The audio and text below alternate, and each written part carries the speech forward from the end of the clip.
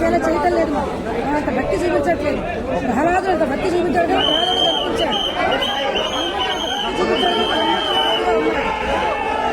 దేవుడు అంటే నమ్మకం లేని వాళ్ళకి ఏం చెప్తారు ఈ సినిమా ద్వారా?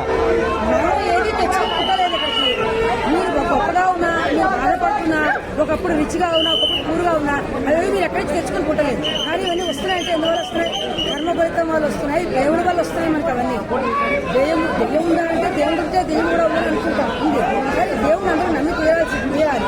దేవుడు ప్రతి మతస్థులు దేవుడు నమ్ముతున్నారు, ఒక్కొక్కళ్ళు ఒక్కొక్క దేవుడు నమ్ముతున్నారు. వచ్చి మన హిందూ ధర్మంలో రకరకాల మతాలు, రకరకాల దైవాలు ఉన్నారు. ఎందుకంటే మన యొక్క రిక్వైర్మెంట్స్ బట్టి ఏదో చదువు కావాలంటే సరస్వతీదేవికి, డబ్బు కావాలంటే లక్ష్మీదేవికి, ఏదో మోక్షం కావాలంటే శివుడికి, సుఖాలు కావాలంటే విష్ణుడికి, అలా బైఫర్కేషన్స్ ఉన్నాయి తప్పితే దేవుడు అనేవాడు ప్రతి మతంలో ఉన్నాడు. మనకు చూపించాడు first half second half Balayya Babu one man show చేశారని చెప్పచ్చు. సినిమా రకంగా కాకుండా దైవ భక్తిగా చూసుకుంటే దేశాన్ని ఎవరు తాకలేరు, భారతదేశాన్ని ఎవరు తాకలేరు. ప్రతి ఒక్క పౌరుల్లోనూ దేవుడు ఉంటాడు. దేవుడికి ఒక పౌరుల మీద ఉండే దేశభక్తి ఉంటుంది. సనాతన ధర్మం గురించి చాలా అద్భుతంగా భయపడి చెప్పారు.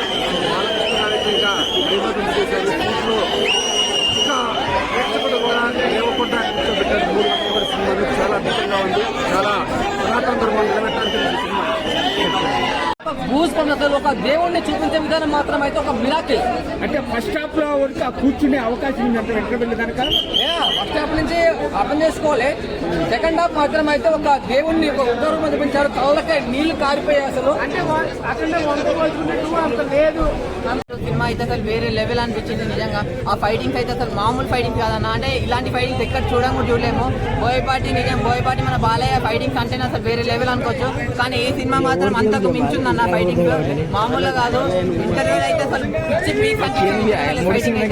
ఇలాంటి ఫైటింగ్స్ ఎక్కడ ఏ సినిమాలో కానీ, ఏ లోకంలో కానీ, ఏ కాలంలో కానీ ఎక్కడ అసలు నిజంగా రాయలసీమ అంటే అక్కడ కూడా చూడమన్న ఇలాంటి ఫైటింగ్స్ అంత మంచిగా ఉంది. ఆ లెవెల్లో తీసిన ఫైటింగ్స్ అయితే నాకు ఫైటింగ్స్ చాలా బాగా నచ్చింది. ఇంకోటి ఈ సినిమాలో ఫైటింగ్స్ తో పాటు కాకుండా ఒక మంచి మెసేజ్ ఓరియంటెడ్ సినిమా అన్న, ఒక మంచి కాన్సెప్ట్ ఉన్న సినిమా. కరోనా గురించి కానీ, నిజంగా ఆర్మీ గురించి కానీ, పక్క రాష్ట్రం గురించి కానీ, కుంభమేళ గురించి కానీ, సనాతన ధర్మం గురించి కానీ, దేవుళ్ళ గురించి కానీ, టెంపుల్ గురించి కానీ, శివుడు గురించి కానీ, ఇలా అన్నిటి గురించి చూపించండి చూడండి. నిజంగా అసలు యాడ్స్ ఆఫ్ అన్న. ఈ సినిమాలో ఫ్యామిలీ ఎమోషన్స్ కానీ, డ్రామా కానీ, ఎమోషన్, థ్రిల్లింగ్, ఫైటింగ్ అన్ని ఉన్నాయన్న.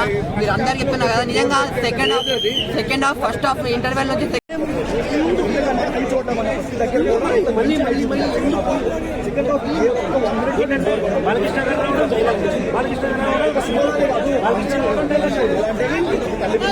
ఏం పోర్ట్రే చేయాలి మీ కాన్సెప్ట్ ఏంటి?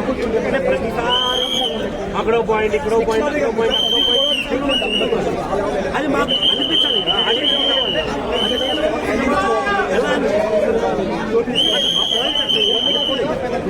థియేటర్ నుంచి బయటకు వచ్చేవాడు జై బాలయ్య అంటారు.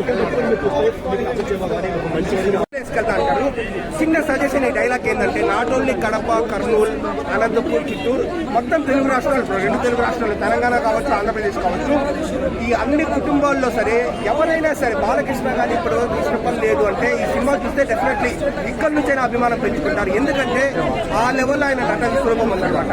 ఆ లెవెల్లో వచ్చేసి ఆయన యాక్టింగ్ ఉంది, డెడికేషన్ ఉంది. బాలకృష్ణ గారు నటించినారు అని చెప్పేదానికంటే అఘోర పాత్రలో జీవించినారు అని చెప్పచ్చు.